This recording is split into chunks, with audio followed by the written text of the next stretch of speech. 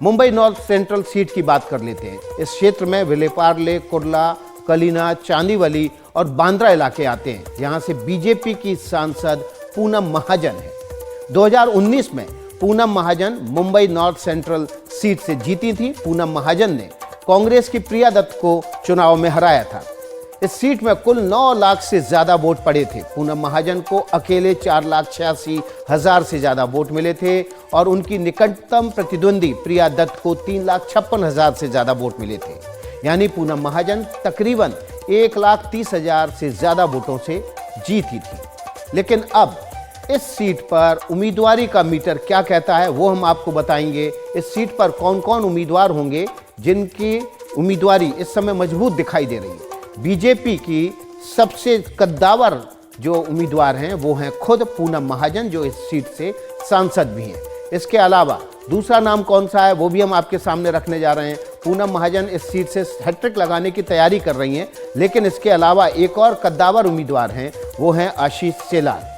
आशीष शेलार जो मुंबई बीजेपी के अध्यक्ष हैं और बांद्रा से विधायक भी हैं। पार्टी पर इनकी मजबूत पकड़ मानी जाती है और केंद्रीय नेतृत्व भी इन पर बहुत भरोसा करता है।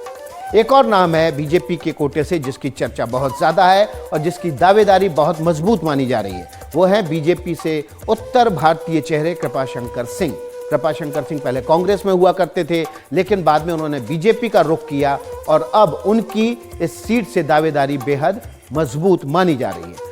आसार है कि इस सीट से जो चुनाव होगा वो दिलचस्प होगा, क्योंकि इस सीट से कांग्रेस के जो उम्मीदवार होंगे वो किस तरह से यहाँ पर मजबूत दावेदारी पेश करेंगे, टक्कर देंगे, वो भी आपको बताएंगे। राहुल गांधी के करीबी माने जाने वाले संजय निरुपम, पूर्व राज्यसभा सांसद और प्रवक्ता, निरुपम नॉर्थ सेंट्रल सीट से उम्मीदवार हो सकते हैं।